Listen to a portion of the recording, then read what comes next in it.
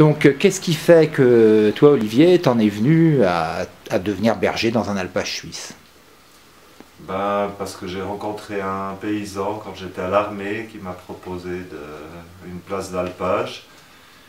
Et puis voilà, je me suis lancé. Et puis mon père étant paysan, ben, je connaissais un peu le bétail. Donc j'avais quelques notions quand même. Et voilà, c'est parti comme ça.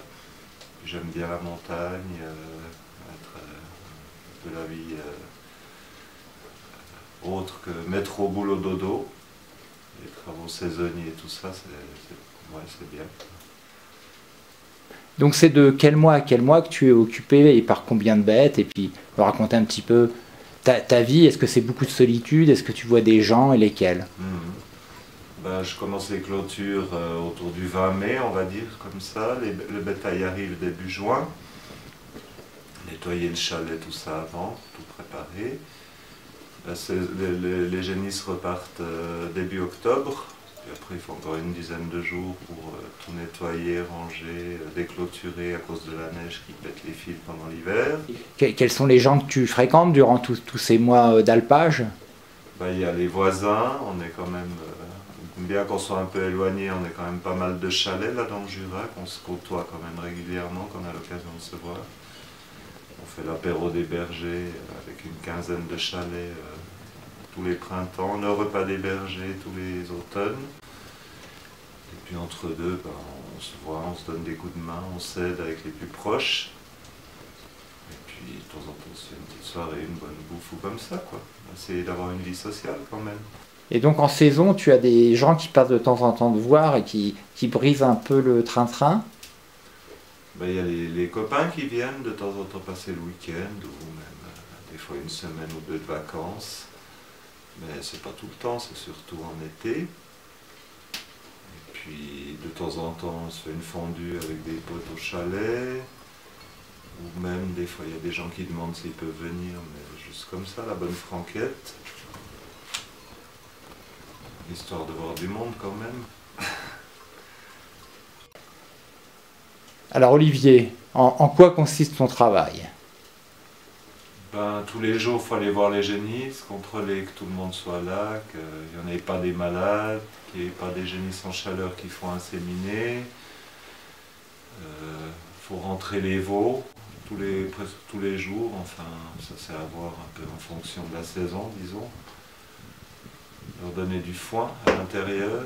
Et puis, après, c'est un travail un peu d'approche avec le bétail, essayer de faire en sorte que tout se passe bien quand il faut les manipuler, leur apprendre à changer de parc quand il n'y a plus d'herbe dans un.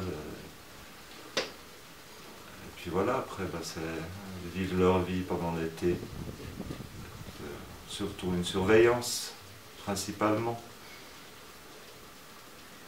Alors, au niveau du chalet, l'approvisionnement en eau, c'est une source.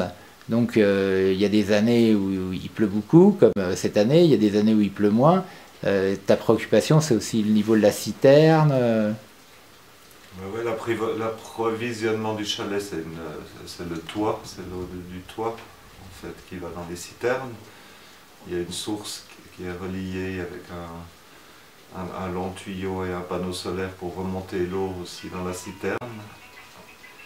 Et puis, c'est clair qu'il faut contrôler qu'il y en ait toujours assez. Et puis quand il y en a plus, ce qui arrive rarement, heureusement, il faut téléphoner pour qu'il remonte de l'eau, comme l'été dernier. Donc là, on a interrompu par le portable. Ouais. Donc les portables arrivent à passer jusqu'à l'alpage. Ouais. Ouais. Et donc ça t'a un petit peu désenclavé par rapport à la solitude, le portable. À l'époque, il fallait que je me tape 10 km aller, 10 km retour pour dire quelque chose en bas ou aller téléphoner. Et c'est vrai que maintenant, ça aide bien que le réseau soit pas terrible. Le réseau s'arrête au pas de la porte du chalet. Voilà, exactement, à l'intérieur, on oublie plus ou moins. Là, tu es à ta position un peu traditionnelle. Une fois que tu t'es occupé de toutes tes tâches, tu es souvent à côté du fourneau parce que les mots où il fait bon sont comptés. Alors on peut dire un peu ça, ouais. Enfin, c'est vrai que là, ça c'est ma place au coin du feu. C'est là qu'il fait le plus chaud pour boire le café. Donc ce qu'on entend à côté de toi, c'est l'eau qui bouillonne. C'est Ouais. en permanence, tu as de l'eau dans des fétous pour avoir l'eau chaude du chalet. Voilà, exactement. Ben là, le feu est allumé toute la journée pour qu'il fasse chaud. J'ai mes marmites d'eau pour avoir de l'eau chaude en réserve.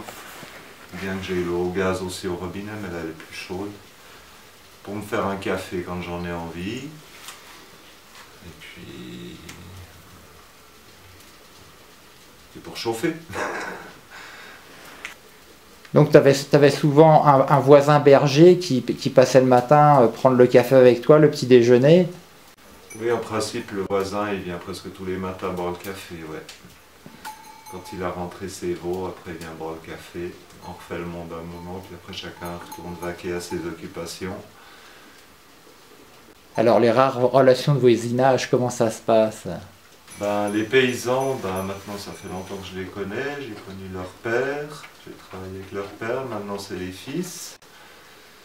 Et puis ben, ça se passe super bien. En principe, ils m'amènent les génisses en début de saison, on fait le repas de la montée, puis après, ben, de temps en temps, il y en a un qui vient voir si tout va bien, mais c'est relativement rare. Ou alors ils viennent rechercher une génisse qui a un problème ou qui doit partir parce qu'elle va véler. Ou... voilà, en gros, c'est ça. Puis de temps en temps, je passe leur dire bonjour en bas au village pour donner des nouvelles ou chercher quelque chose dont j'ai besoin, un médicament, comme ça peut arriver. Olivier, ça se passe toujours aussi bien quand tu changes des génisses de parc? Ben alors les génisses, quand je les change de parc, c'est qu'il n'y a plus d'herbe dans le parc, donc ça veut dire que je les appelle pour les mettre dans un nouveau parc. De temps en temps, elles n'en ont rien à battre, donc je vais beau gueuler, elles ne viennent pas. Et puis de temps en temps, elles viennent quand même. Et le mieux, c'est quand il y a des visites qui sont là, qui viennent les pousser pendant que moi je m'égosille. Et puis ben, les dernières, il faut aller les chercher. Des fois ça peut se passer en 5 minutes et puis des fois ça peut prendre 1 heure. Ben, à côté de ça j'ai quelques chèvres avec le lait desquelles je fais des tomes et puis ben, le matin ben, je moule mes tomes de bonne heure. Après je vais traire mes chèvres parce que la nuit je les garde dedans à cause que il y a quelques années j'en ai 2 qui ont disparu probablement à cause d'un prédateur. Ce qui fait que j'essaie de les traire tôt pour pouvoir les sortir de bonne heure parce qu'elles ont faim. Et puis voilà, je fais mes tomes, nettoyer tout mon matériel. C'est le premier boulot du matin avant d'aller m'occuper des génisses. Donc tous les temps où justement tu t'occupes pas, t'as pas d'occupation, c'est de la lecture, tu occupes ton temps de libre comment à l'alpage vu que tu es tout seul? Ben, quand j'ai fini mon boulot, en général j'aime bien lire. Autrement, je fais des mots fléchés aussi quelquefois, des logimages, ça dépend un peu du temps que j'ai, de l'humeur du moment. Mais la lecture, ouais, ça c'est bien. Je pense que quand on est à la montagne et qu'on ne lit pas, on peut s'ennuyer. Moi j'ai de la chance, je m'ennuie rarement grâce à ça. Alors Olivier, comment ont évolué les conditions de vie à l'alpage sur les 2 dernières décennies? Et ben, quand je suis arrivé en 1990, il n'y avait pas de douche, il y avait la pompe à main pour l'eau. Les toilettes, c'était un trou avec une planche puis un couvercle. Moi, je me suis habitué, mais certaines personnes, certaines visites, ça leur plaisait pas trop. Et puis, il y avait un petit fourneau, un four qui allait très bien. Par contre, il faisait vraiment froid parce que c'était pas bien isolé, tout ça. Et depuis maintenant, il y a le solaire qui est arrivé, ce qui est une grosse amélioration. À l'époque, je m'éclairais avec la bougie. Il y avait une lampe à gaz, mais j'ai jamais trop aimé la lumière, ça faisait un peu hôpital, je trouvais. Donc les bougies, c'était très bien. Et puis le solaire, par contre, ça c'est encore mieux, parce que les bougies, ça coûte cher déjà. Et puis il y a la pompe pour l'eau maintenant qui est au solaire. Et le fourneau, ben maintenant j'ai un gros fourneau qui chauffe bien. L'isolation a été faite, donc maintenant il fait nettement plus agréable dans le chalet. Enfin, ça c'est les grosses améliorations du bâtiment. Donc Olivier, l'alpage, ça représente qu'une partie de ta vie. Le reste du temps, comment est ta vie et comment elle s'est transformée à travers le temps voilà, toute ta partie de vie qui n'est pas l'alpage, qu'est-ce que tu peux en dire? Ben, l'automne à la fin de la saison et l'hiver, à l'époque j'ai un peu voyagé, fort longtemps, puis maintenant je trouve des petits boulots, ça c'est le problème des boulots saisonniers, c'est que du coup il faut en trouver pour l'hiver, mais j'ai toujours eu de la chance, genre dépannage agricole, j'ai travaillé sur des chantiers aussi. Puis notre buvette d'alpage aussi, on cuisine dans une buvette d'alpage.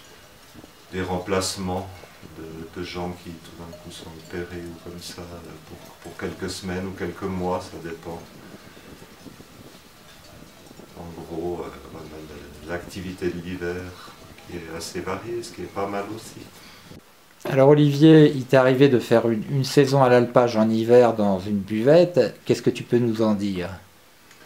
Alors un hiver, j'ai tenu une buvette d'alpage sur les pistes de ski de fond, les pistes balisées à pied aussi, et avec la première route à 4 km et demi.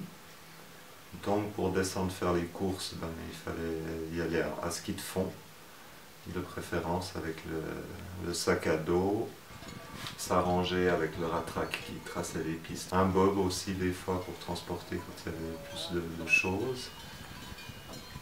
Et puis comme il n'y avait pas de réseau, il fallait descendre aussi et prendre les messages des gens, des réservations en bas, donc 4 km et demi. Le chalet, c'était un chalet avec une cheminée, il y avait le panneau solaire juste pour la lumière, autrement tout au feu de bois. La cuisine, tout ça. On faisait des fondus, des croûtes au fromage, des soupes, des boissons forcément. Et les gens ils venaient à pied à ski de fond. On était deux pour tenir cette buvette. Pendant un mois, il y a une amie qui est venue pour la saison qui normalement devait être la grosse saison des relâches, tout ça. En fait, il a fait un temps pourri tout du long, donc on n'a presque pas eu de monde. Entre deux, il y a eu des gros week-ends où on n'était que les deux, où il y avait plein de monde. On était un peu dépassé par les événements. Et puis autrement, il y avait plein de jours où il y avait quelques personnes, c'était bien aussi. Mais un peu de solitude là-haut quand même. Donc, hors saison alpage, tu as gardé des moutons. Est-ce que tu peux nous parler de cette expérience? Alors pendant quelques hivers, j'ai travaillé pour un moutonnier pour les saisons des agnelages principalement, parce qu'il avait 300 brebis qui mettent bas tout en même temps. Donc du coup ça faisait pas mal de boulot, de surveillance, d'aide à donner les biberons aux petits qui avaient des problèmes, donner à manger aux mères, à tout le monde. Et j'ai aussi aidé à la garde, enfin non, j'étais tout seul là pour la garde des moutons sur la plaine de Bière, sur la place d'Armes de Bière. Et puis avec les chiens, là c'était 6 heures par jour, par n'importe quel temps, avec le parapluie, la grosse veste, ou des fois au soleil aussi, des fois il faisait beau. Essayer de se trouver un coin un peu abrité pour lire pendant que les moutons mangent, parce qu'il n'y a pas besoin non plus d'être tout le temps à leur tourner autour. Enfin, ça, les chiens le font très bien du reste.